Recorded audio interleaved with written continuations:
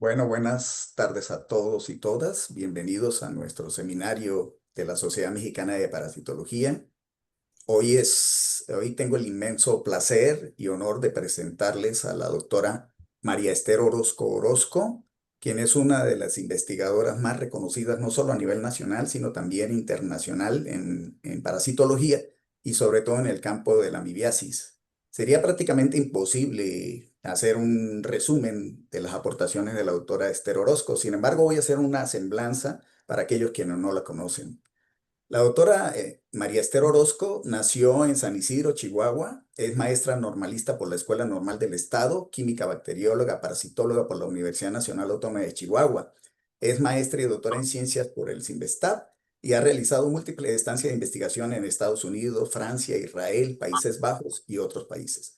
En 1981 ingresó como profesora investigadora al CINVESTAB y actualmente es miembro del Departamento de Infectómica y Patogénesis Molecular de esa institución. Fue profesora y visitante de la Universidad de Harvard en Boston, Estados Unidos, investigadora internacional del Howard Hughes Medical Institute por 10 años y becaria de la Fundación Guggenheim. Creó y organizó la Secretaría de Planeación del CINVESTAB y fue fundadora y directora general del Instituto de Ciencia y Tecnología del Distrito Federal, consultora científica de la Secretaría de Relaciones Exteriores, fundadora del Consorcio de Científicos Innovadores en Salud dedicado a la investigación de métodos de diagnóstico y vacunas en la pandemia del COVID-19, fue rectora de la Universidad Autónoma de la Ciudad de México y ministra de Cooperación Científica y Tecnológica en la Embajada de México en Francia. Ha participado en múltiples entrevistas en radio, televisión y otros medios de comunicación para hablar sobre educación, ciencia y tecnología, salud y otros temas de interés científico y social. Sus principales aportaciones científicas se encuentran en el estudio de los genes y las proteínas que participan en la virulencia de la identificación y caracterización del parásito Entamoeba stolítica. De los estudios de su grupo se han obtenido candidatos vacunales en contra de la amibiasis. En total, más de 220 artículos internacionales, 15 capítulos en libros, 11 reportes científicos para el Howard Hughes Medical Institute, 5 patentes y la dirección de más de 100 tesis de investigación. Ha participado en más de 100 conferencias en México y en el extranjero. Es revisora de múltiples revistas en áreas de circulación internacional. Sus principales líneas de investigación son multiresistencia a fármacos en patógenos, factores de virulencia en Entamoeba histolítica genómica, genética y factores de transcripción de la amiba. En mayo 20 del 2012, la revista Nature Medicine publicó parte de su estudio sobre el descubrimiento de nuevos fármacos contra la amibiasis, colaboración realizada con la Universidad de California en Estados Unidos. Ha recibido múltiples premios nacionales e internacionales, como el Premio Miguel Otero, el Premio Rosenkrantz, la Medalla Pasteur y el Premio Canifarma, el reconocimiento por la Academia de Ciencia Cubana, así como el reconocimiento a su trabajo científico y tecnológico por el Instituto Politécnico Nacional, el Premio a la Mujer del Año en el año 2004 en el área de salud, el Premio L'Oréal UNESCO, las Mujeres en Ciencia por Latinoamérica en París, Francia, así como múltiples reconocimientos por el gobierno del estado de Chihuahua y el Honorable Congreso del Estado, Universidades y Ciudades de Chihuahua, que es su estado natal. El Honorable Congreso del Estado de Chihuahua estableció el premio María Esther Orozco para mujeres destacadas en ciencia y el Honorable Cabildo del municipio de Chihuahua estableció el premio María Esther Orozco para maestras y maestros destacados del Estado. Es miembro de la Academia Mexicana de Ciencias y del Sistema Nacional de Investigadores desde enero de 1984 y actualmente es emérita del SNI. El 5 de diciembre de 2011, el CINVESTAB del IPN le otorgó el grado de investigador emérita junto con otros 3 renombrados investigadores nacionales. El CONACYT le otorgó la distinción que acabo de mencionar de emérito a partir del 1 de enero del 2013. Tengo que decir que de verdad agradezco enormemente que la doctora haya accedido a venir a platicarnos de sus avances, sobre todo en fagocitosis en amigos. Muchísimas gracias, doctora, de verdad. Sé que es una persona muy ocupada y le agradecemos muchísimo que se encuentre aquí y adelante entonces con su presentación. Muchas gracias. Muy buenas tardes a todos. Julio César, muchas gracias por esa presentación y a todos los organizadores de la Sociedad Mexicana de Parasitología. Muchas gracias. Es un honor para mí estar aquí con ustedes y compartir los datos de mi grupo. No puedo decir mis datos porque son los datos obtenidos por un buen número de jóvenes brillantes que han pasado por el laboratorio y han dejado allí su conocimiento, su inteligencia y parte de su corazón. Yo he trabajado desde hace muchos años, desde que empecé casi la carrera, con la amiba histolítica, con entameba histolítica. Aquí les pongo dos en la pantalla, dos imágenes, una de la fase quística, la fase inmóvil, la fase infectiva, la que la gente cuando come verduras y fruta o agua contaminada con los quistes le da amibiasis. Y el otro lado, del lado derecho mío, están los trofozoitos, que el quiste se transforma en trofozoito en el aparato digestivo, y este es la fase invasiva.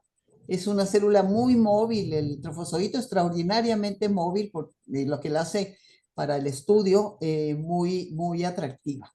Entonces, nosotros hemos estudiado pues con mucha pasión cómo hace la amiba para dañar al hospedero, cómo hace la amiba para destruir tejidos. Hoy les voy a platicar de la fagocitosis, pero no es lo único que hemos estado haciendo.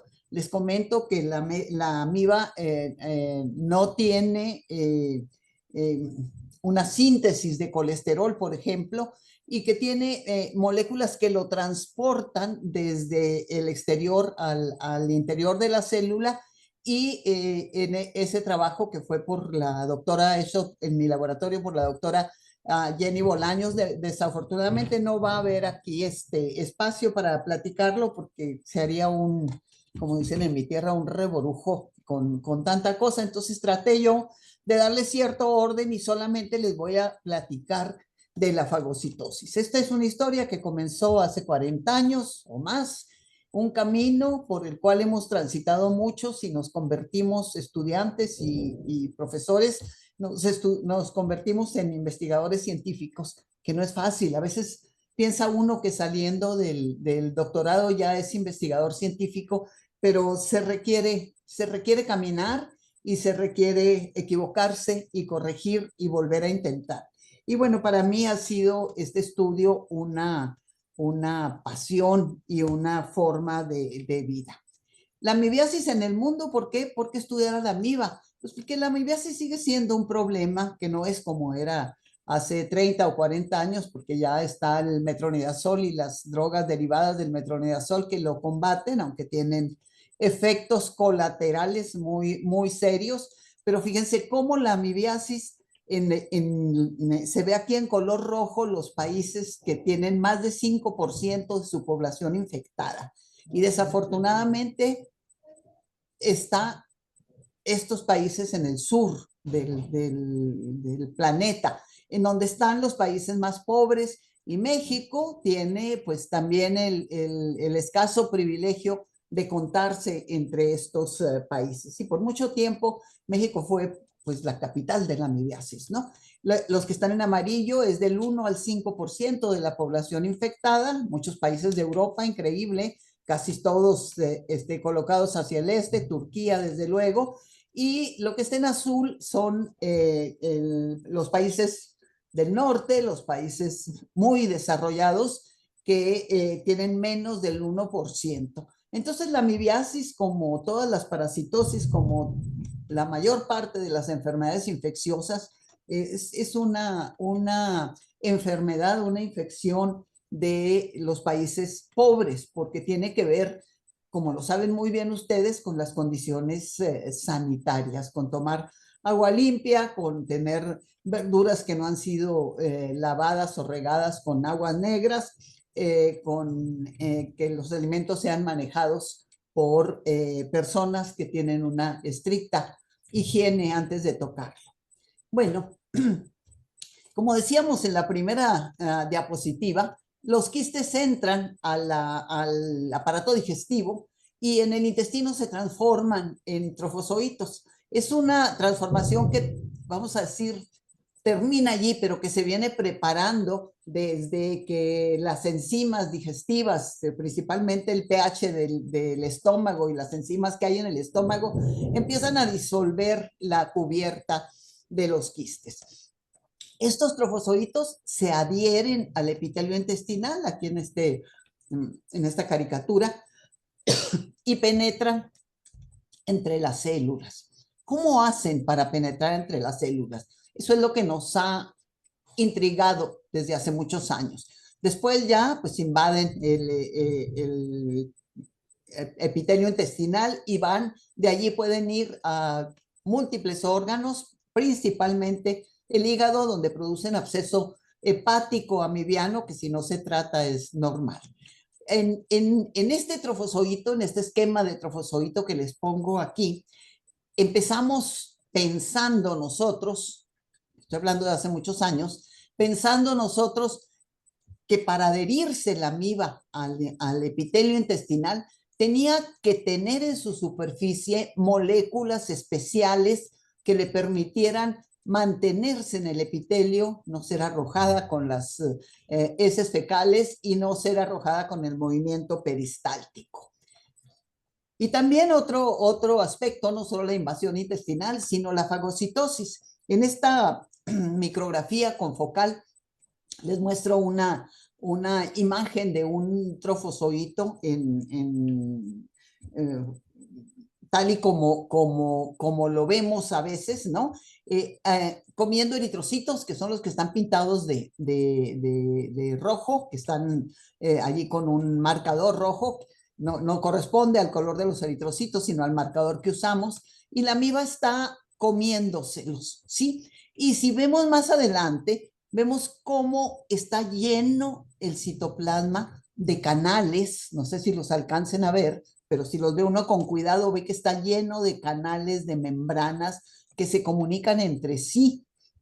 Entonces, para poder trasladar a los eritrocitos o a las células blanco, cualquiera que éstas sean, al interior, poderlas digerir, poder hacer el reciclaje y poder digerir las moléculas que le van a servir a la amiba. Entonces, la pregunta es, ¿cómo se adhiere la amiba al intestino? ¿Y qué pasa, o al epitelio, a los epitelios cualquiera? ¿Y qué pasa después de que la célula blanco, la célula que se ha ingerido, penetra al interior de la célula? ¿Qué pasa con las moléculas de la amiba que entran junto con la célula blanco? ¿Se reciclan? ¿No se reciclan? Bueno, esas son las preguntas que nos hemos venido haciendo, cuáles se reciclan y cuáles no, desde hace muchos años. Entonces, si pensamos en el proceso del que estamos hablando, bueno, pues vemos en este esquema que primero tiene que haber una copa fagocítica, ¿no? Donde se atrape a la célula blanco. Esa célula blanco va a entrar y se van a formar los endosomas que ustedes conocen pues, muy bien, los primarios, los secundarios, los cuerpos multivesiculares, que luego se van a fusionar con los lisosomas, y muchas de las proteínas que entraron junto con la célula blanco, que se pegaron junto con la célula blanco, aquí las tenemos, van a ser recicladas para la economía de la célula, para que la célula los vuelva a utilizar. Entonces, decimos nosotros, creo que con suficientes elementos, hay cuando menos tres maquinarias moleculares que participan en el daño y en la fagocitosis de la célula blanco por la amiba.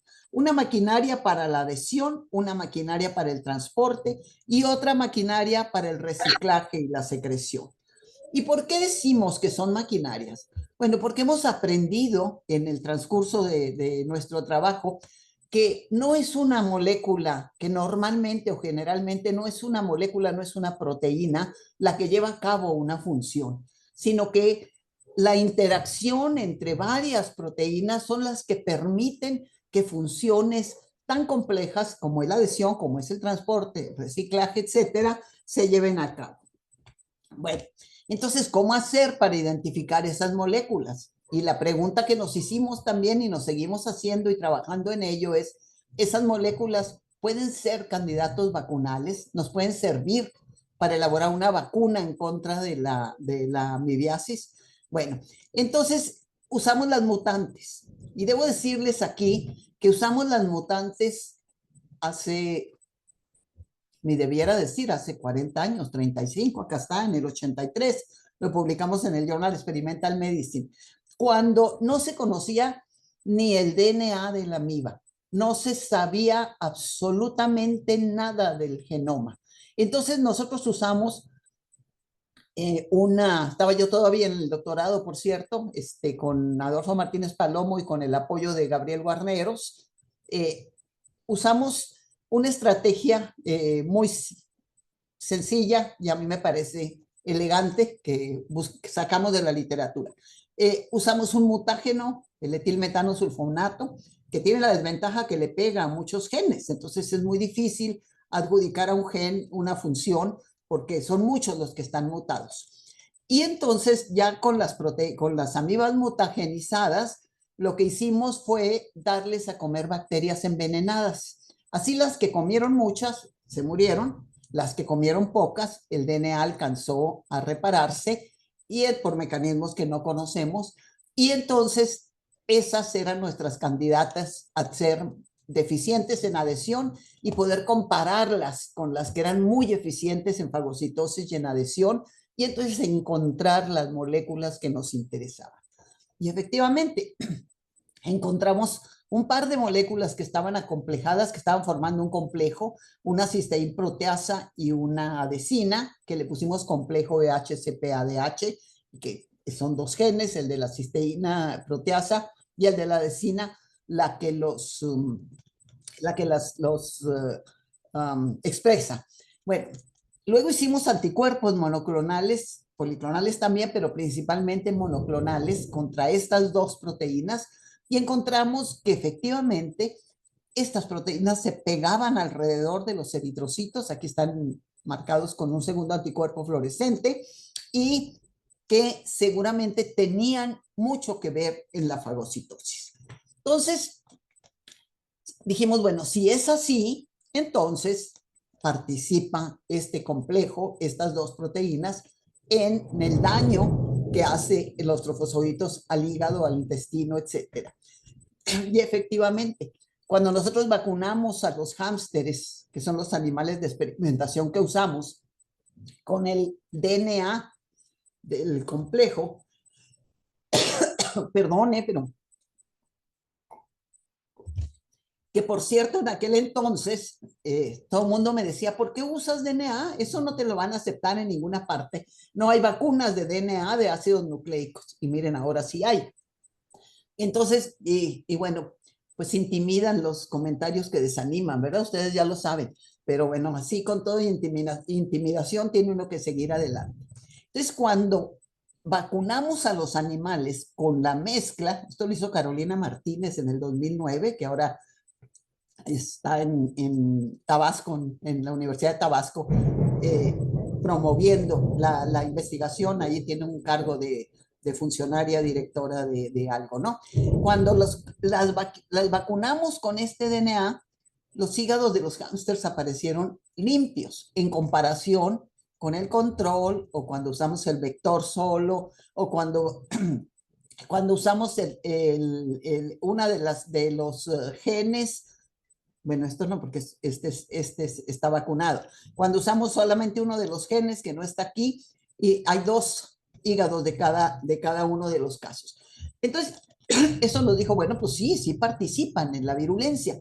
Y los anticuerpos monoclonales inhibieron la adhesión de la amiba a la célula blanco. Aquí está esto con rayitas inclinadas en comparación con un anticuerpo no relacionado. Inhibieron la fagocitosis, inhibieron la destrucción de monocapas que usamos como modelo de experimental, monocapas de células MDSK o monocapas de células CACO para que se parezcan más al intestino, o cuando usamos los extractos de la amiba. En presencia del anticuerpo fue mucho más leve el daño producido, ¿no?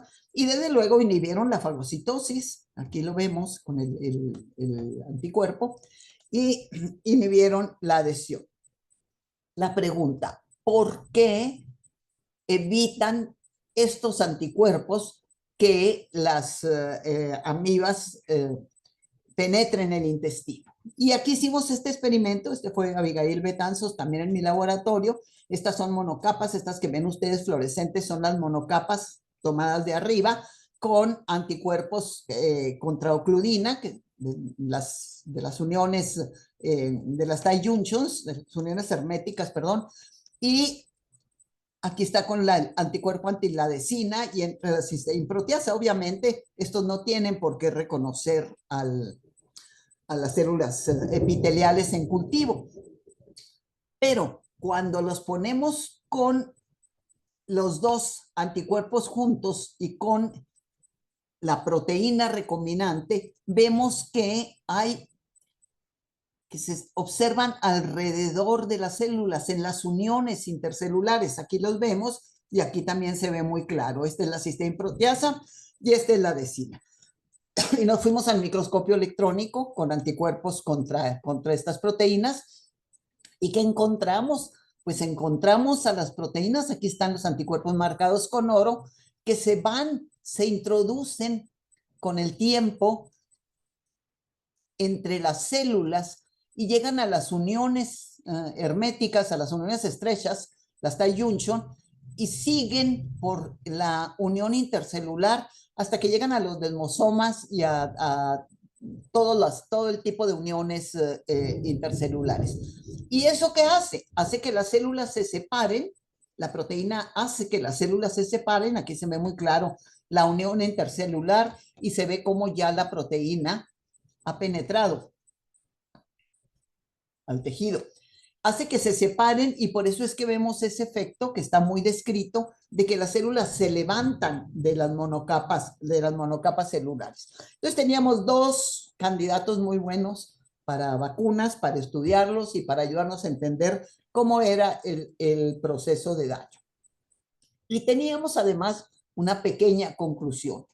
La maquinaria molecular encargada de la adhesión tiene que ver con el complejo EHCPADH y también con una proteína que había descrito el grupo de Petri colaboradores, la GAL-GAL de N-acetilglucosamina. Entonces, cuando menos teníamos estas dos moléculas ya formando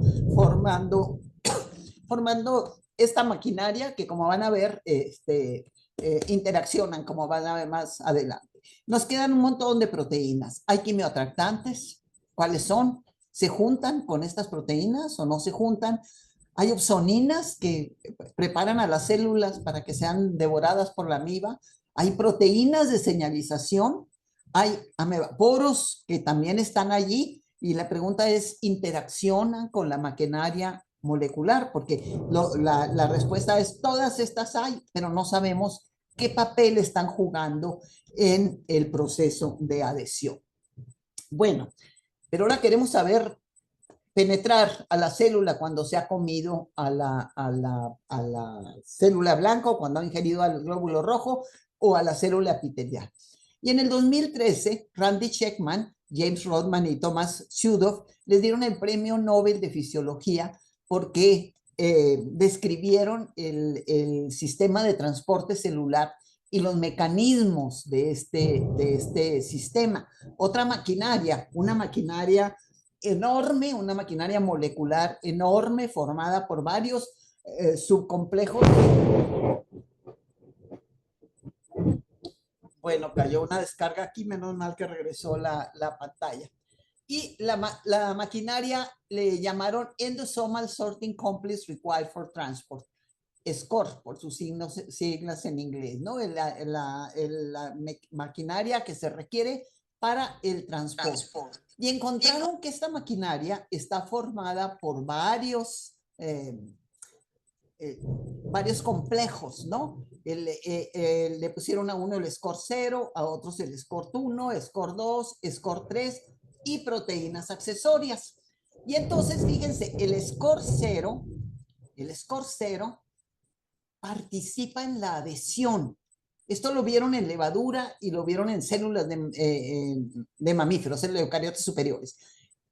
El SCORT1, el SCORT2, la proteína llamada ALIX, participa en el ensamblaje de la maquinaria para pescar a la célula blanco. Y resultó algo pues muy interesante para nosotros. Nuestra adesina, la EHADH, es una proteína ALIX. Entonces está participando también allí en la adhesión. La nucleación. Entonces, cuando se pegan estos aquí, se presenta la deformación de membrana, absolutamente necesaria para que se forme la copa fagocítica y venga la nucleación con otras proteínas en donde también están ALIX. Luego viene la polimerización, porque se hace una especie de cadena de resorte que va juntando los extremos de la copa fagocítica hasta que la corta totalmente y la membrana se restaura. Entonces, es una maquinaria muy importante formada en todo el tránsito o el tráfico celular, formada por estos complejos que a su vez cada uno de ellos está formada por está compuesta de distintas proteínas. Estas proteínas varían de sistema a sistema, pero son equivalentes en función en participación en la maquinaria SCORT. Por ejemplo, la Saccharomyces cerevisiae tiene la BPS27 para el SCORT 0 y la HC1. Los mamíferos tienen la HRS, el STAM 1 y el STAM 2, y así sucesivamente, no se las voy a decir todas.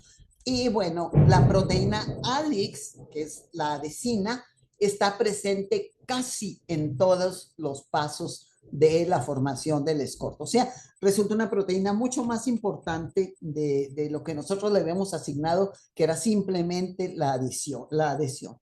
Y bueno, ¿y tiene la amiba el SCORT? Pues desde luego que sí. Yo a veces les digo, cuando dicen, no, la amiba no tiene esto, yo digo, pues ni que fuera marciana, ¿no? Si es una célula eucariótica, lo más probable es que tenga eso o que tenga un equivalente. Y bueno, entonces Israel López Reyes en el laboratorio en el 2010 se dio a la tarea de identificar todas las proteínas o la mayor parte de las proteínas, seguro faltarán algunas, de la maquinaria SCORT. Y encontró que la amiba las tenía todas, las del SCORT 0, las del 1, 2, 3 y las proteínas asociadas. Y muy interesantemente encontró que algunas de ellas, la BPS 23, la 37 y la adesina aumentaban durante la fagocitosis, aumentaban sensiblemente durante la fagocitosis. Estos resultados los sacó pues, con RT-PCR de células que no habían fagocitado, aquí están, y de células que sí habían fagocitado por 5 minutos y luego hizo la densitometría. Entonces, la amiba tiene esta maquinaria que le permite pescar a la presa, a la célula blanco y además transportarla, moverla en el citoplasma celular para donde necesite. Entonces empezamos a trabajar. Score 0, somos muy ordenados. Score 0. Vamos a ver qué hay en el score 0. Pues no tiene ni la STAM ni la HRS, la amiba, pero tiene una proteína TOM1 que se ha descrito también como equivalente a una proteína de adhesión y parte del score 0. Entonces, lo primero que hicimos, necesitamos la seguridad antes de ponernos a trabajar, hacer experimentos, necesitamos la seguridad de que se trata, o cuando menos buenos indicios de que se trata de la proteína que estamos buscando. Entonces, hicimos la predicción tridimensional. Aquí, Sarita Montaño, que está ahora en la Universidad de Sinaloa, yo siempre me confundo y nunca me acuerdo bien si es Sonora o Sinaloa, pero que también está haciendo muy buen papel allá, nos ayudó mucho con todos los dockings y toda la predicción de las proteínas, ¿no? De la estructura proteica. Y entonces lo comparamos con la humana y pues vimos que sí, que se parece mucho, mucho, mucho. Esto lo hizo Ausencio Galindo, estudiante de doctorado en mi laboratorio. Los empalmamos y vean ustedes que sí hay una coincidencia. Y lo interesante es que esa coincidencia es más alta en donde están los dominios de adhesión, los dominios funcionales de la proteína TOM1. Entonces, dijimos, bueno, si es cierto que TOM1 participa en la adhesión, pues tiene que interaccionar con la adhesina, que pues es nuestra estrella, nuestra proteína. Y entonces hicimos varios experimentos, aquí les muestro el de confocal. Aquí está el TOM1, el anticuerpo contra TOM1, aquí está la basal, la adhesina, aquí está, vean ustedes que está fundamentalmente en la membrana, no en todos los cortes sale, y luego el merge, se ve que sí interaccionan adentro y afuera de la célula. Esto es en condiciones no fagocíticas, cuando está la amiba en paz. Cuando está fagocitando, entonces hay un movimiento enorme de las dos proteínas y la, la fluorescencia empalmada, pues la colocalización de ambas es mucho, mucho, mucho más grande, ¿no? Este es el contraste de fases haciendo merge con la fluorescencia.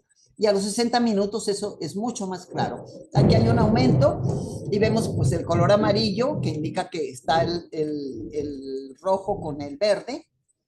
Es esta foto.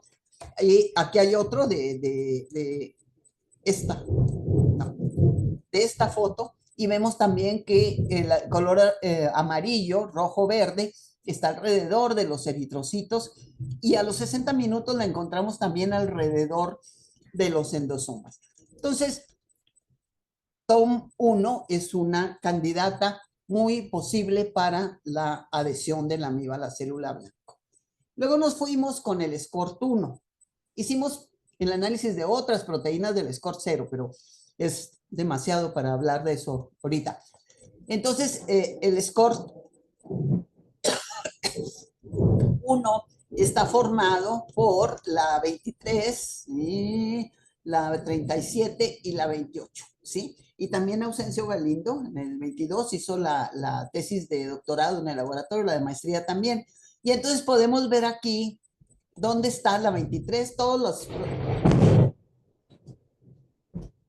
Bueno, está cayendo una tormenta, ¿eh? Todas las proteínas fueron encontradas en la base de datos, sacado el gen, clonados y elaborado anticuerpos en diferentes especies contra ellas para poder localizarlas por confocal. Y luego está descrito en la literatura que la 23 interacciona mucho con ubiquitina, que si ubiquitina, pues entonces vimos también que aquí está la ubiquitina, pero hay muy poco empalme con la 23 y la ubiquitina. Y para que la 23 haga su función en algunos casos, pues necesita ubiquitinarse. Pero cuando la ponemos a fagocitar, fíjense ustedes cómo estas manchas amarillas, rojas y verdes nos indican que hay una colocalización a los 2 minutos que baja cuando ya la fagocitosis es más tarde, cuando a los 60 minutos baja la colocalización y cada proteína vuelve a su pues al citoplasma. Tal vez no lo puedo decir, tal vez en forma inactiva, y tal vez para realizar otras funciones. Entonces, la 23 también interactúa con la adhesina o con la proteína Alex. Y aquí está no es docking,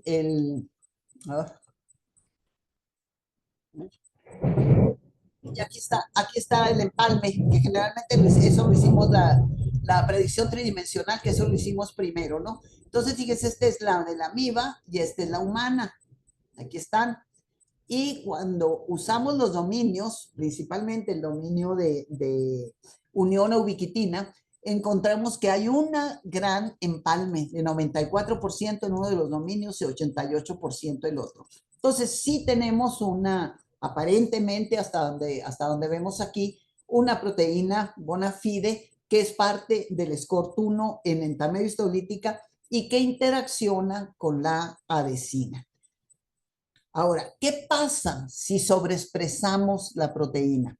Lo primero que hicimos, esto lo hicimos después de medir la migración de los trofozoitos, fue transfectar trofozoitos con la 23, con un plásmido que tiene neomicina como marcador. Entonces, este es el control en condiciones que prácticamente da, bueno, que da abscesos muy pequeñitos. Y estos son los trofozoitos que sobreexpresan la proteína 23. Miren ustedes la cantidad de abscesos que produjeron estos trofozoitos. ¿Y a qué se debe? Bueno, en parte se debe a que la migración de los trofozoitos con esta proteína aumenta enormemente. Este es un experimento en donde que ya saben, de migración, donde se usan filtros. En un filtro se pone las amibas, las normales, y en otro las transfectadas, y luego se cuenta a determinados tiempos, a distintos tiempos, cuántas fueron capaces de pasar el filtro y se encuentran ahora en el medio que está en el filtro de abajo. Y entonces vemos que hay una diferencia muy grande, aquí está la gráfica, en cuanto a movilidad, entre la 23 transfectada con EO y la que está solo transfectada con el plásmido.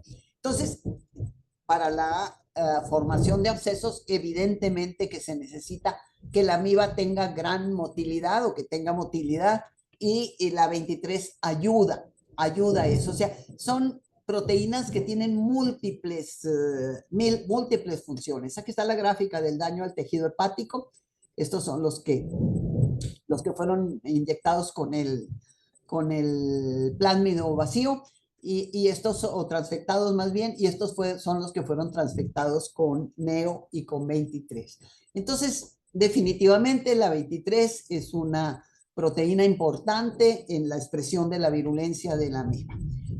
Y bueno, se hizo la microscopía de barrido y miren la cantidad de ¿qué serán? Pseudópodos, filpodios, que tienen las amibas que están transfectadas. O sea, tienen un movimiento de membrana muy, muy importante. Bueno, luego estudiamos también a ver si se secretaba. Todas estas funciones que les estoy platicando, obviamente son necesarias para la virulencia, la motilidad, la secreción, y encontramos que efectivamente la 23 se secreta. Aquí está con anticuerpos contra la 23 y contra la decina. Todo lo amarillo están las dos juntas, en la 23 y la decina. Lo verde está solo la decina y lo rojo está solo la 23. Y acá está el contraste de fases. Y en microscopía de transmisión, eso se ve muy claro. Aquí están las vesículas saliendo con el anticuerpo marcado con oro, el segundo anticuerpo marcado con oro, saliendo de la membrana plasmática del trofozoito. Aquí la vemos. La 23 está en los cuerpos multivesiculares, están en las vesículas intraluminales también, y están en la membrana de los cuerpos vesiculares y de los endosomas, y en el citoplasma también se encuentra. Entonces, es una proteína abundante y que además con un papel importante en la virulencia. Entonces, hemos visto la adhesión y ahora estamos con el SCORT1. Ok. Y bueno, entonces, otro experimento simple para estar seguras de que es secretado, pues es poner las amibas, dejarlas en un buffer especial y luego medir en el buffer, buscar en el buffer las proteínas con los anticuerpos específicos que se secretan. Entonces aquí tenemos en los extractos totales, aquí están desde luego en las amibas transfectadas solamente con el plásmido y transfectadas con el A23, pues ahí están los dos, ¿no? Sin las proteínas, ¿no? Siempre da estas dos bandas. En la secreción, aquí hay apenas algo de la 23, en el extracto no hay en este caso. Y estos los probamos con el anticuerpo anti-CP, que es un control para nosotros también de secreción. Y vemos que donde se expresaron se transfectaron las amibas solamente con EO, pues no aparece la cisteína proteasa. En cambio, en la secreción sí aparece. Cuando vemos actina, que es el control negativo, la actina no tiene por qué secretarse, vemos que efectivamente está en los dos tipos de amibas, en la transfectada con EO y transfectada con la 23, pero no está en la secreción, que es lo que esperábamos. A ver, vamos a abreviar un poco porque ya. Entonces, sí, efectivamente se secreta la 23 y se secreta junto con la vecina, aquí está, ¿sí? Y junto con la otra proteína que es la 32, que es del score 3. Bueno, entonces esta es una proteína muy importante que para nosotros es un candidato vacunal que habrá que probar con mucho cuidado. Y se secreta en exovesículas. Aquí están las vesículas con tinción negativa, ¿sí? Y aquí podemos ver las partículas de oro pegadas por medio del segundo anticuerpo a la 23. Aquí están más claras, ¿no? Entonces, ahí está. Ahora la pregunta ¿es cierto?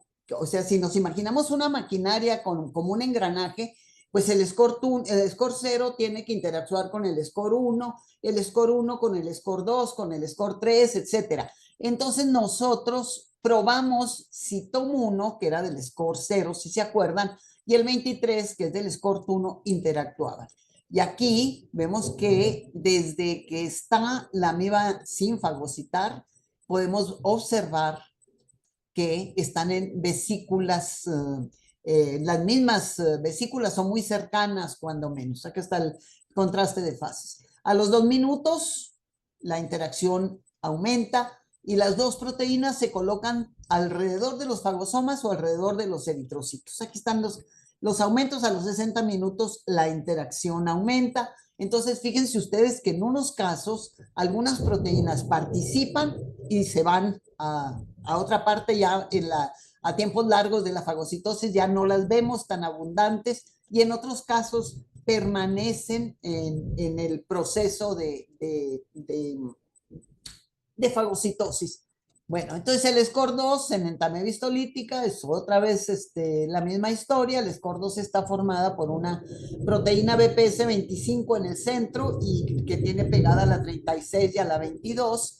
Y aquí las tenemos, interaccionan las tres proteínas, tanto sin estar fagocitando como durante la fagocitosis. Y se juntan alrededor de la célula blanco, que en este caso son eritrocitos. Entonces, vemos que se van engranando las proteínas una a una para permitir que los endosomas se fusionen, para permitir que las proteínas se transporten, para permitir que la célula blanco se digiera y se aproveche lo que hay.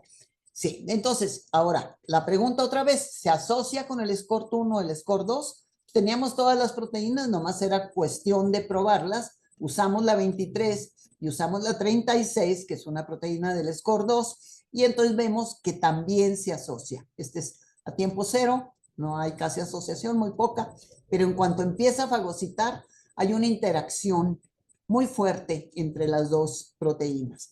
Aquí está un aumento, que creo que ni está la proteína donde está el aumento, pero se ve a la amiba mordiendo a la célula blanco y alrededor de la boca fagocítica, tanto la proteína 36 como la 23, una es roja y otra es verde y nos dan esta zona amarilla. El score 3, que fue el primero que vimos, lo vio Juno en Ábalos en mi laboratorio.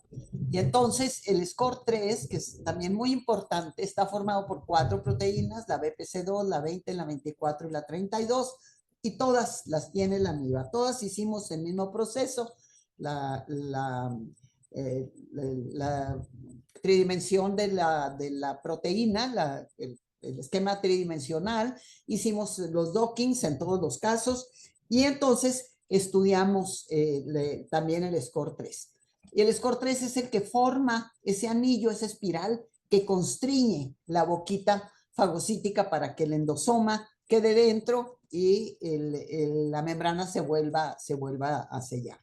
Y entonces cuando lo estudiamos, les voy aquí a mostrar lo mismo, no lo voy a repetir, pero quiero mostrarles cómo esta que fagocitó 90 minutos, todas las proteínas, todas absolutamente, esta azul de ese color corresponde a la 20 y a la 24, aquí está la verde, todas se ponen alrededor de los eritrocitos y hacen una especie de panal, una estructura que dentro del fagosoma, que es un panal que poco a poco se van fusionando las membranas y los eritrocitos digiriéndose.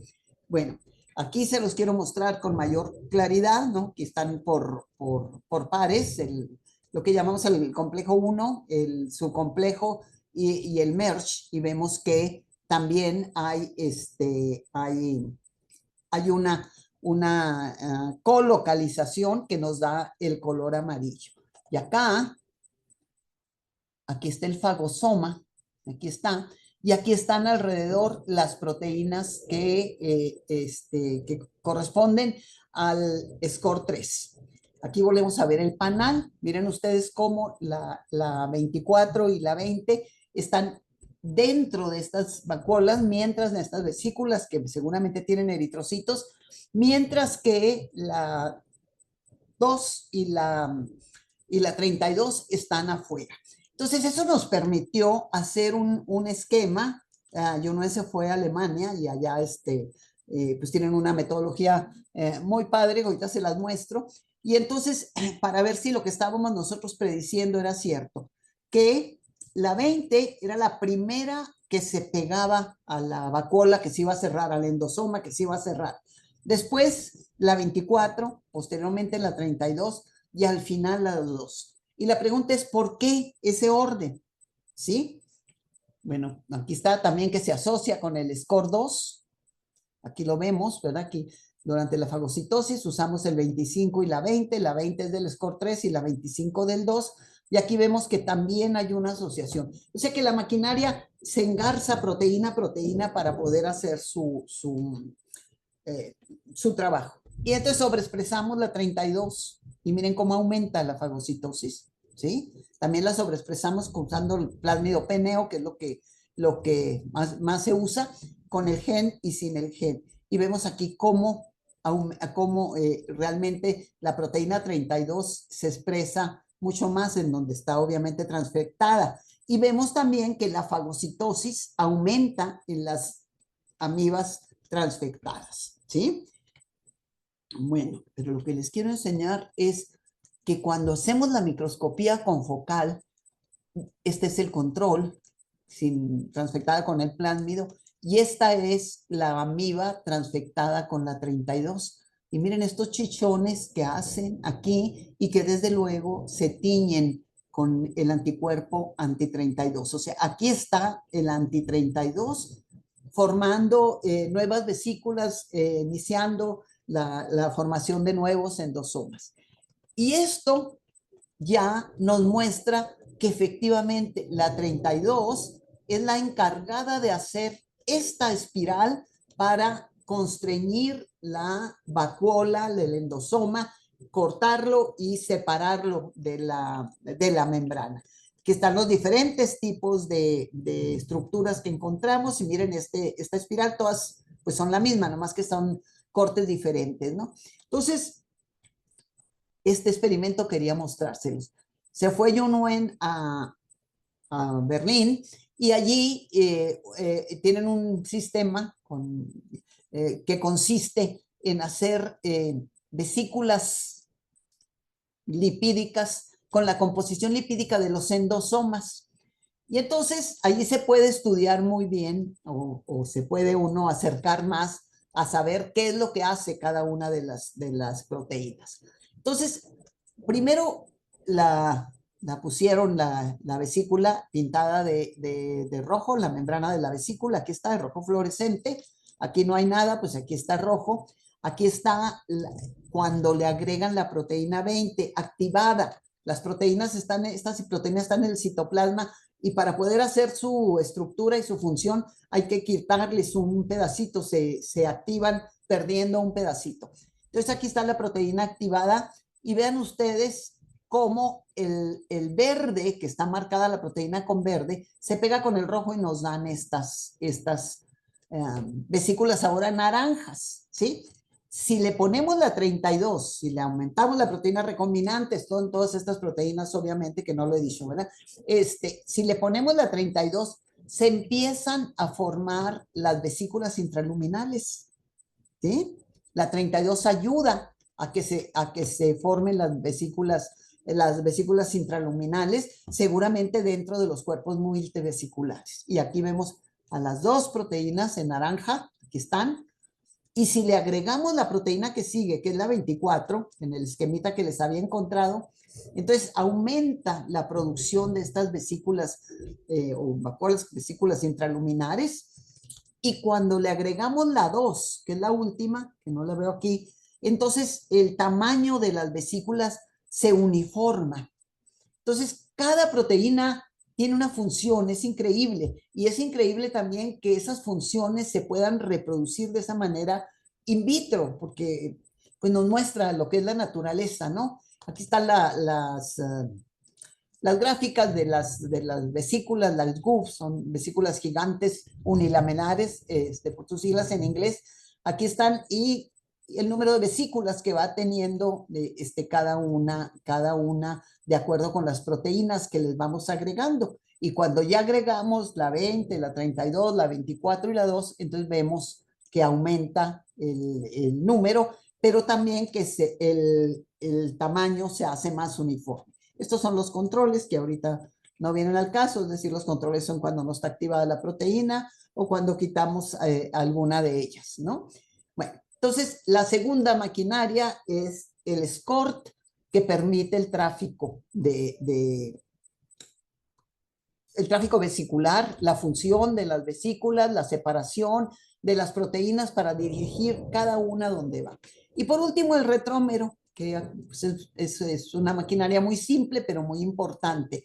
El retrómero de la amiba se parece mucho al del humano y de levadura, excepto que en lugar de tener un dímero de PX y BAR, que son proteínas que sirven para que la membrana se deforme y se pueda formar las vesículas, la amiba solamente tiene uno. No sabemos todavía qué efecto tenga el hecho de tener solamente uno y no un dímero.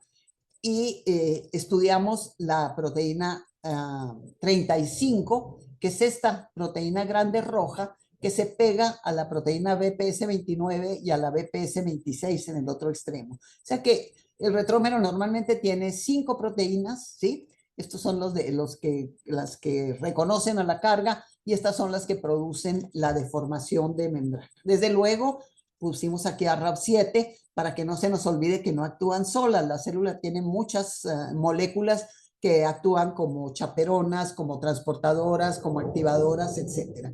Y acá abajo está el dominio 35, que es casi toda la proteína, comparado con otros dominios 35 para ver que los aminoácidos más importantes permanecen en el dominio de la proteína, en la proteína. Bueno, también el retrómero, ya no se las voy a hacer muy larga porque con tanto trueno y eso, también el retrómero, también la 35, interacciona con TOM1, el SCORT1, con 23 del SCORT0, perdón, con 23 del SCORT1, con 32 del SCORT3. Y esta interacción se da casi sin lugar a dudas. Aquí están los sitios que no vienen al caso ahorita, no se empalman unos con otros, cada una tiene su sitio en la proteína por donde interactúa con las otras proteínas. Y entonces esto se da porque desde el inicio de la fagocitosis, de la endocitosis, hay proteínas que se tienen que reciclar. Y una de esas precisamente es la decina, ¿sí? Aquí está lo que les decía, la 35 interacciona con todas las proteínas del SCORT. Aquí está con el SCORT1, con el 2, con las proteínas accesorias y con el 3.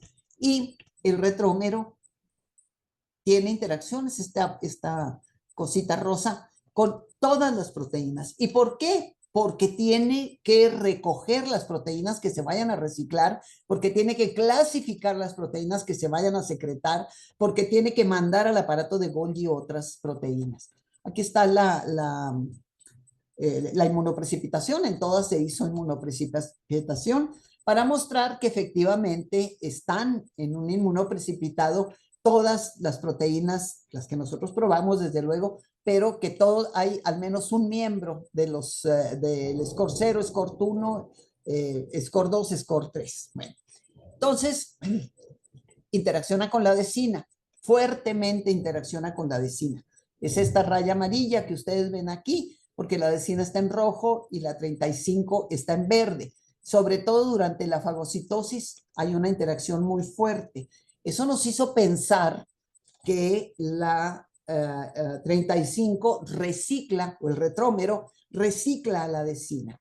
Entonces se hizo un experimento usando una mutante, ¿sí?, que no tiene 35, que se le noqueó la 35, y las células normales, primero con biotina. Como ustedes saben, la biotina marca las proteínas de la membrana, que están las del control y las de la mutante. Luego, cuando se le pone se cambia la temperatura, pues entonces se entran, aquí esto es a 0 grados centígrados, aquí se pone a 37, entran las proteínas biotiniladas y las vemos en el interior. Y después, o sea, se internalizan las proteínas. Y después removemos la biotina, las proteínas biotiniladas que quedan todavía en la superficie, y las dejamos a 37 grados centígrados para ver si hay reciclaje. Y miren, en el control aparecen otra vez las proteínas en la membrana, porque el retrómero está funcionando y llevando de vuelta las proteínas a la membrana, tanto a los 20 como a los 40 minutos. Pero en la mutante que tiene noqueado o knockdown, más que noqueado totalmente, porque no está noqueado totalmente, la 35, entonces el reciclaje no es tan eficiente como en el control. Aquí lo vemos graficado, 20 minutos y 40 minutos, en comparación al 40% y al 50% del control, que es el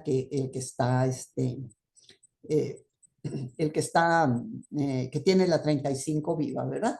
Bueno, entonces recicla a la adesina. Aquí lo hicimos con fluorescencia para estar seguros, y usamos la GAL-GALNAC, y encontramos que la GAL-GALNAC también interacciona con la adesina.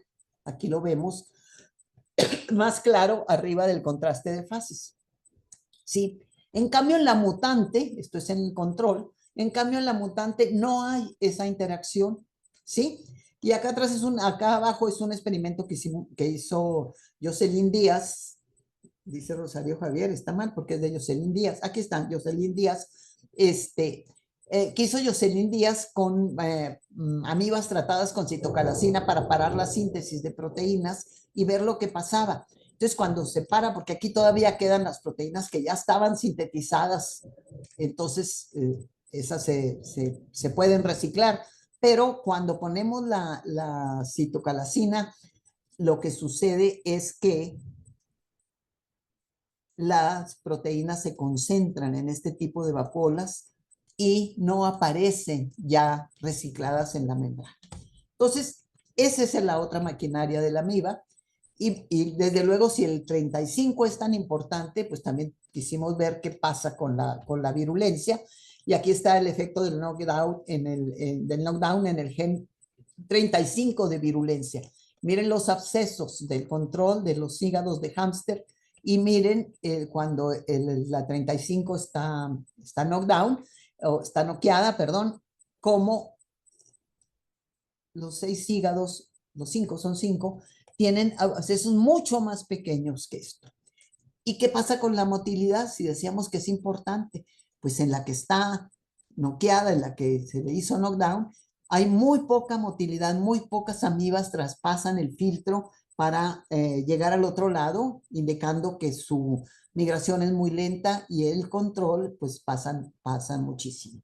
Entonces, terminando, vemos que hay al menos estas tres maquinarias, la de adhesión, en donde tenemos la adesina, la GAL-GALNAC y la proteína TOM1 del score 0, el tráfico vesicular, en donde participan prácticamente todos, el score 1, el score 2, el estrés, el 0 y la adesina, y el reciclaje y secreción, en el que la 35 es sumamente importante. Estas son unas fotos de diferentes momentos en mi laboratorio. Faltan muchos, porque no a todos les gusta estar en la foto. Me faltan muchos estudiantes, pero bueno, son ellos los que han hecho el trabajo sin lugar a dudas. Son ellos los que han llevado temas nuevos al laboratorio, son ellos los que han puesto su pasión y yo pues siempre les doy las gracias. Y quiero aquí recalcar a Guillermina García Rivera, que empezó conmigo en el Sinvestar, se fue de auxiliar conmigo, hizo su doctorado y ha sido pues el sostén ahí en mi laboratorio. Muchísimas gracias y sobre todo por que su paciencia que con la tormenta pues nos sacó un poco de balance, pero espero que haya estado clara y, y que Claro que sí, doctora Esther, no se preocupe, al contrario. Muchas gracias a usted por volverse a conectar, porque al final de cuentas, pues se cortó, ¿no? La transmisión. Increíble presentación, qué bonito trabajo, yo siempre lo he dicho, o sea, las imágenes son espectaculares, porque hay trabajos donde uno deduce cosas, pero aquí las ve. Estas son unas imágenes increíbles, ¿no? Muy, muy bonitas. Muchísimas gracias. Además de que es muy completo, la historia está desde cero hasta el final, ¿no? O sea, y puede ser aburrido escucharla, Julio. no, pues con imágenes me parece como la que usted muestra, no es aburrido, porque como le digo, es visual, son increíbles, espectaculares estas imágenes. Muchísimas Gracias, gracias. gracias. Entonces, mire, doctora, le voy a leer aquí algunas preguntas que hacen las personas que están con nosotros, a las cuales le agradecemos muchísimo. Por ejemplo, Dante Acosta Silva pregunta a través de Facebook, ¿en Tameva puede alojarse en más órganos del cuerpo y qué enfermedades puede ocasionar en Bueno, otros en órganos? Tameva puede invadir cualquier tejido. Absceso hepático en primer lugar. Luego puede invadir el diafragma, también puede invadir los pulmones, puede invadir el cerebro. Es más raro, más esporádico, pero de que lo puede hacer y de que se han dado casos, hasta en los genitales de invasión por amibas, se han dado casos, sí. Y en el caso del cerebro, doctora, ¿podrá haber habido confusión con infección, por ejemplo, con amibas de vida libre, que sabemos que esas sí van Sí. directamente al cerebro? ¿O son casos que se ha demostrado que son de No, verdad se ha portadores? demostrado que es histolítica. En algunos casos, pocos, escasos, más como dices tú, es con Escherichia fowli, que es de vida libre, pero también con histolítica se ha demostrado. Ok, gracias. Adrián pregunta, ¿esta maquinaria se expresa en Entamoeba dispar u otras amibas no patógenas?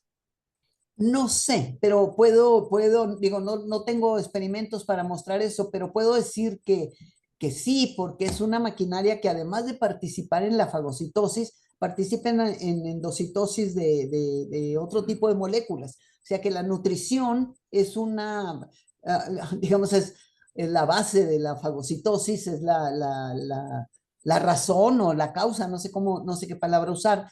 Entonces es seguro que es muy posible que en todas las células eucariotas estén presentes Exacto, y con sus particularidades.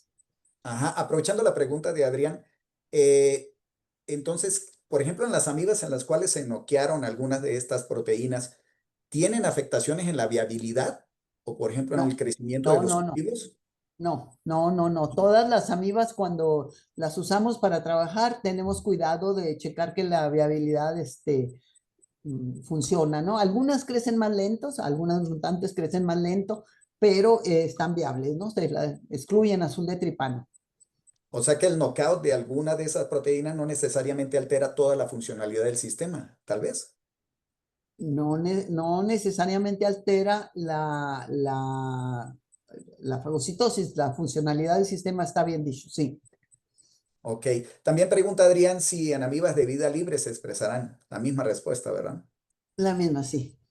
La expresión de estas proteínas en secuencia son dependientes del sustrato fagocitado, es decir, es igual en células, si fagocitas células, bacterias, eritrocitos o otros Sí, sustratos. digamos, no hemos hecho todos los experimentos, pero es claro que la célula blanco, sea cual sea, estimula a la amiba. Y una pregunta interesante que pues no hemos tenido oportunidad de resolver es qué tipo de señalización se da, porque eso nos hablaría del receptor de la célula blanco que se une a una proteína de la amiba que es capaz de desencadenar una señal hacia el núcleo, ¿verdad? Ok. Para síntesis de nuevas proteínas. Sí. ¿Se puede considerar que cepas de entamoeba histolítica con una alta expresión de estas proteínas son muy virulentas o que otros factores ya son considerados como de alta virulencia? Bueno, sí aumenta en algunos casos la virulencia porque, como por eso yo insisto en que es una maquinaria que trabajan, que hacen un engranaje. ¿Por qué? Porque así como se ve el engranaje a nivel de proteína, seguramente también la expresión génica está coordinada de alguna manera. Hemos visto, por ejemplo, que si noqueamos la decina, noqueamos a la cisteína proteasa también, por ejemplo. Ok. Y hemos así en algunos casos. Falta eso de estudiar más profundo, pero así es. Ok. Aquí tenemos otra pregunta de Janet Madeleine Álvarez Rosas.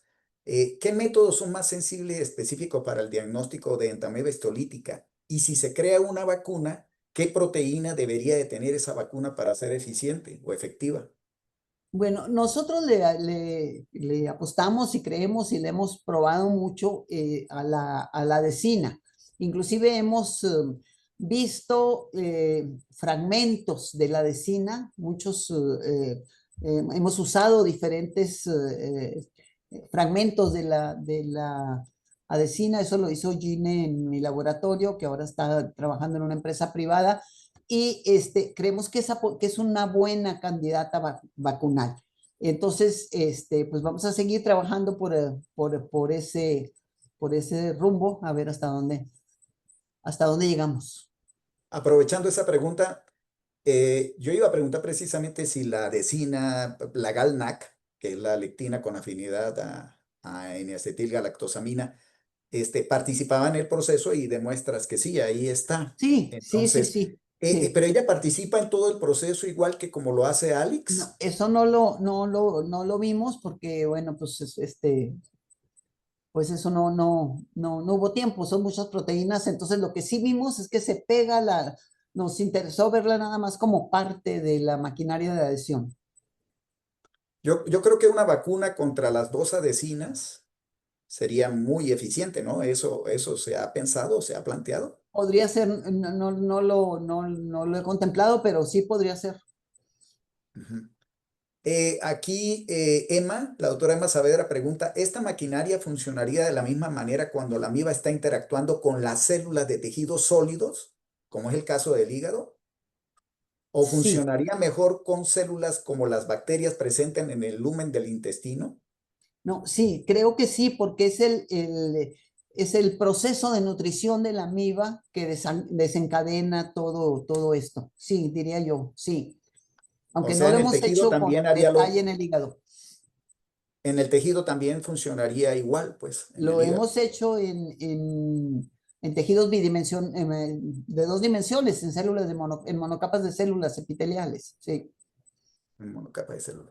Ahora, Adrián tiene otra pregunta. Dice, ¿esta maquinaria se expresa en entameba y dispara otra? Ah, no, es la misma pregunta, perdón. La presión dependiente, sí. Sería interesante estudiar inhibidores de esta maquinaria con el objeto de buscar nuevos fármacos antiparasitarios. ¿Lo han sí, claro, considerado? claro que sí, sí, sí, sí. Sí, porque como es una cadena, es un engranaje, es como si fuera una cadena, exactamente. Si rompes un eslabón, rompes la cadena. Pero la maquinaria se parece bastante en algunos puntos a la maquinaria, por ejemplo, de los mamíferos, ¿no?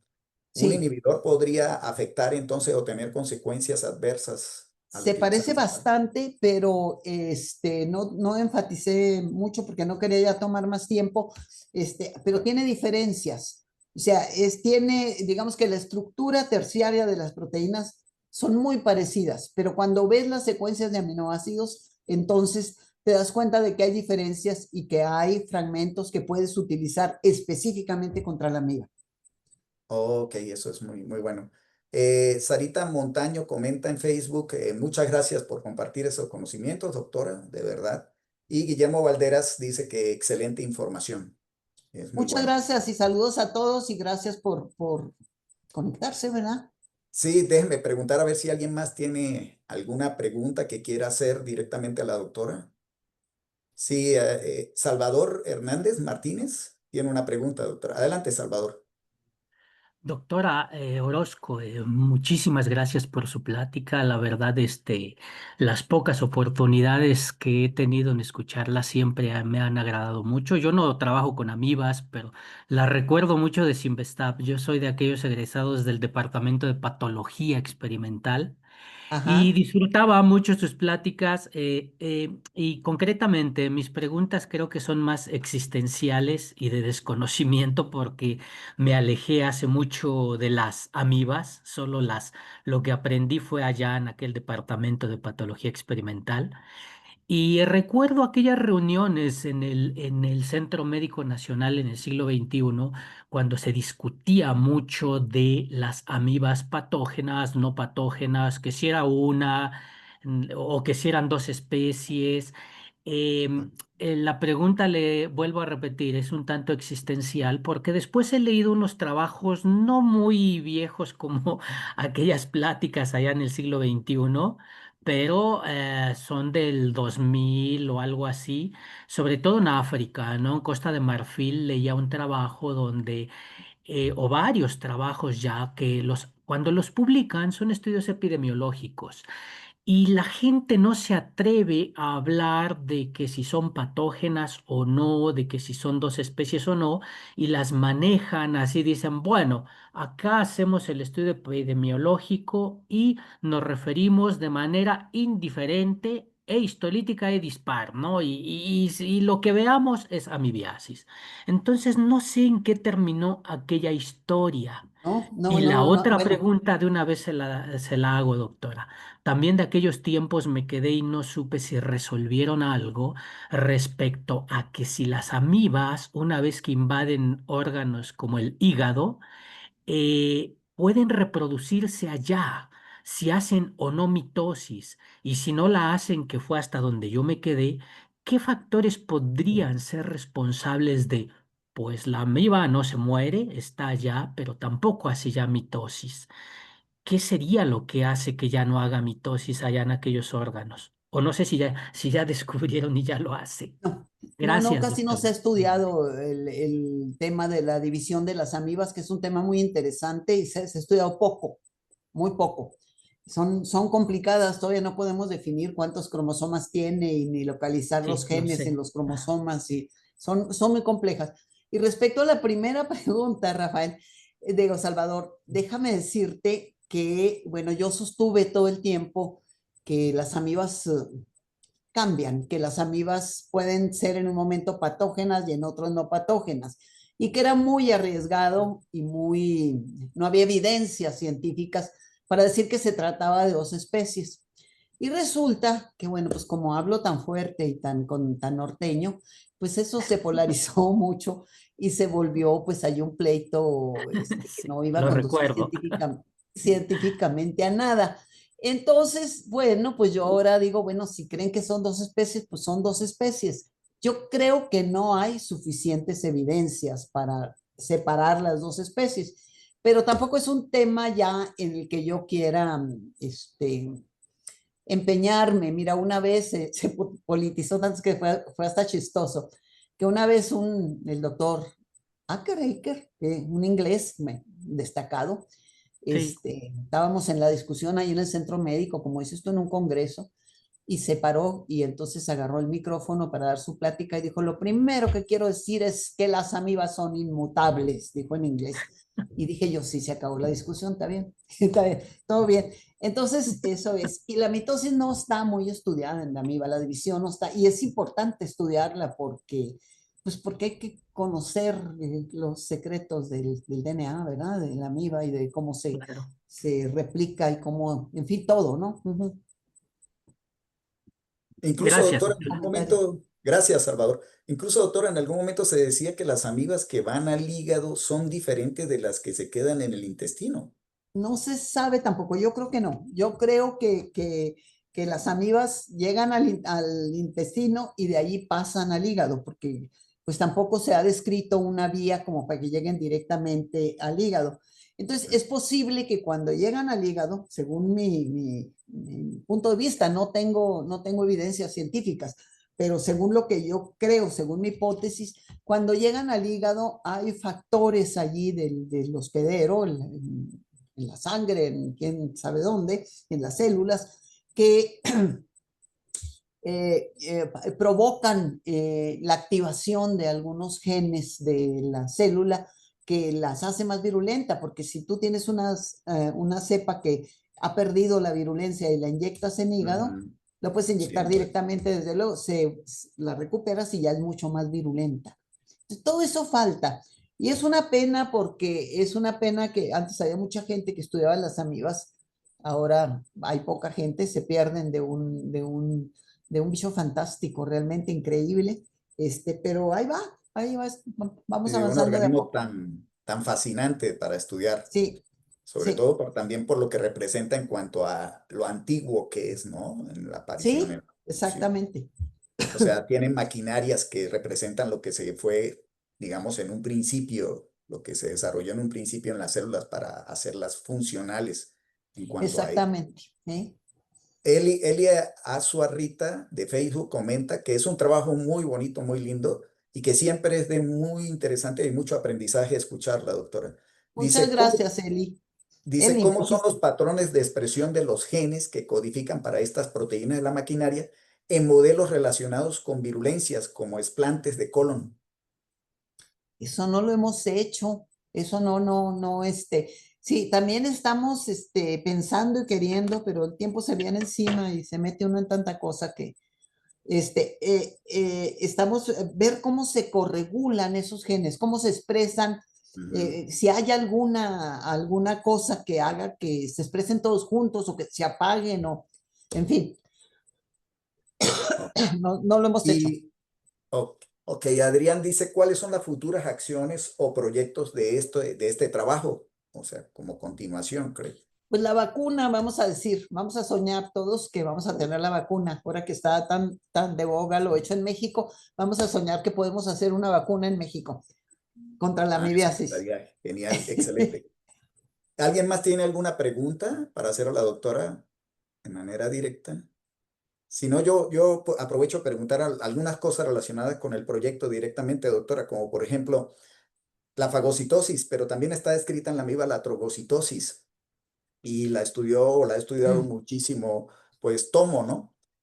La pregunta es, ¿hay similitudes en cuanto a alguna de Sí, las proteínas que participan en uno y en otra? ¿Y cuáles serían, si las hay? mira, yo no he estudiado la trogocitosis propiamente dicha, pero Ajá. yo creo que es un mecanismo muy parecido, no sé por qué se da la trogocitosis en lugar de la fagocitosis, pero a lo mejor son, pues como la endocitosis, la fagocitosis, la trogocitosis son grados del tamaño de la mordida, vamos a decir, no lo sé, no tengo datos. Sí, parece que también tiene que ver con la viabilidad de la célula blanco, ¿no? Como que entonces, Sí, creo que si estaba sí, muerta, la muerde, y si está viva, pues, o al la revés, si chupa está viva, la también, porque muerde. también Ujú. eh, Sí. Ahora, también, por ejemplo, cuando muestra el score cero, lo que ya se conoce, hay varias proteínas que participan y sin embargo, ustedes encontraron a TOM1, pero no encontraron a STAM ni HRS, ¿no? La pregunta es, ¿hay proteínas que emulen a estas y que participen o TOM1 es suficiente como parte de integrante del bueno, score cero?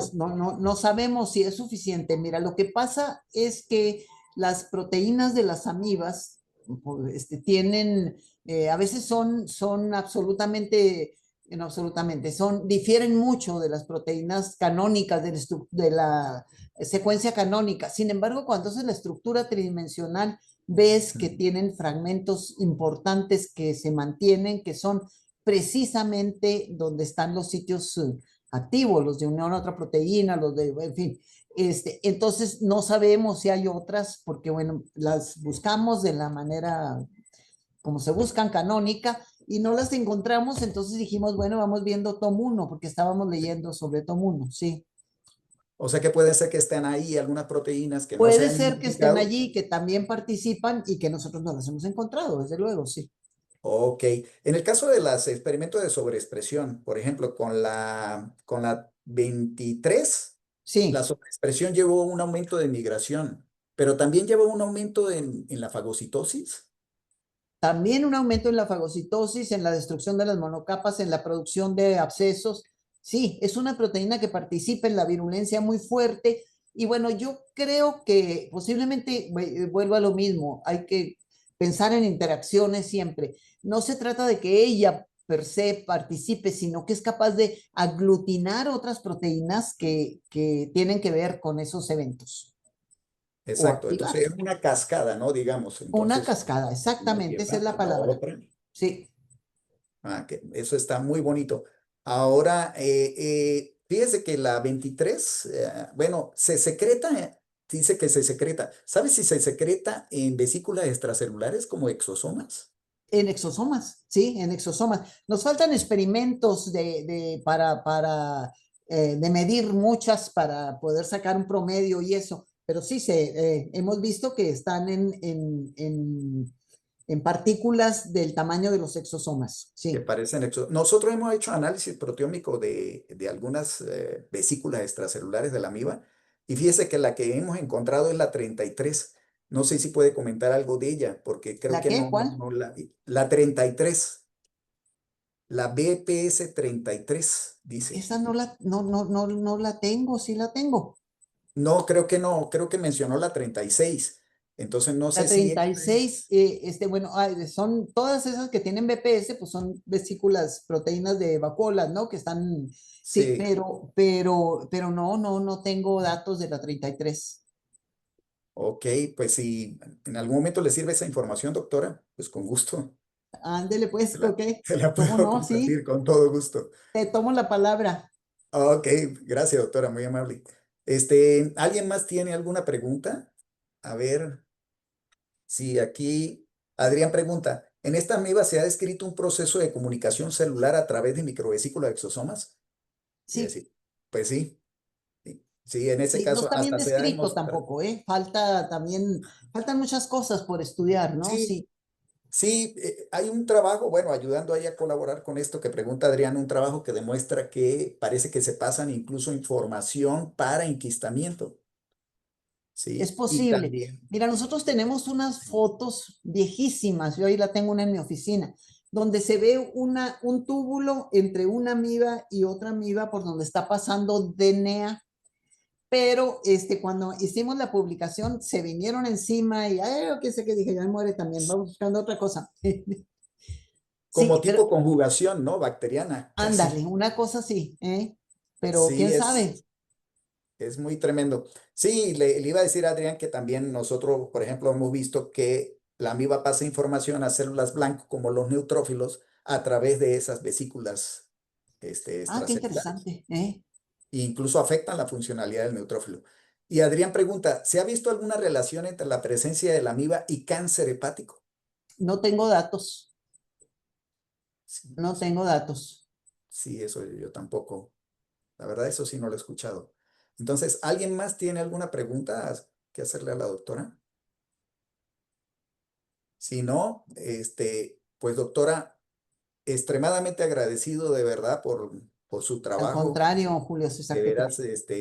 es un honor tenerla No, estoy a sus en órdenes. nuestros Y seminarios. gracias por echarte 2 veces el seminario, porque ¿de dónde saco otros datos como,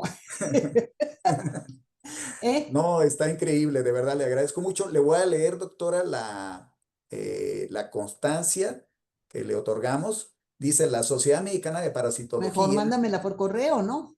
Sí, pero dice, pero según Ah, esto hay, bueno, ok, hay que ok, leérsela ok. aquí. Entonces, otorga la siguiente constancia a la doctora Esther Orozco por su participación en nuestro seminario mensual con la ponencia titulada Las maquinarias moleculares en la fagocitosis entameoestolítica en la Ciudad de México, el 3 de septiembre de 2025. Muchísimas gracias, doctora, de verdad. Muy Gracias a agradecido. ti, gracias a Emma y bueno, gracias a todos los que estuvieron aquí y estamos en contacto, cualquier cosa. ¿Eh? Claro que sí, le mandan un montón de felicitaciones, aplausos, sí, aquí, todos a través de estas Ay, formas aquí de los estoy enviar. viendo. Muchas Ahora, gracias, muchas gracias. ¿Eh? Si fuera, muchísimas oye, gracias, doctora, muy amable. si fuera, ¿cómo se dice? Actriz o eso, les diría besos para todos, pero pues como no soy, les mando gracias y Pues mucho doctora, usted cariño. es muy reconocida y es una de las personas más importantes en el campo de la Muchas amibiasis, tengo que gracias. mencionar aquí. Y en su estado natal, usted es una de las personas más reconocidas también, entonces, Son muy amables los chihuahuenses con esta mujer. ¿Eh? pues cómo no, con todo lo que ha logrado, doctora, muchas gracias por ser un ejemplo Gracias y de gracias por la trabajo, de paciencia que dedicación. se va la luz, que ay Dios de mi vida. ¿Eh? Sí, muchas gracias, doctora. Entonces le agradecemos a todos por su participación y nos vemos en el próximo seminario. Muchísimas gracias a todos. Un abrazo. Igual, doctora, que le vaya muy bien. Hasta luego.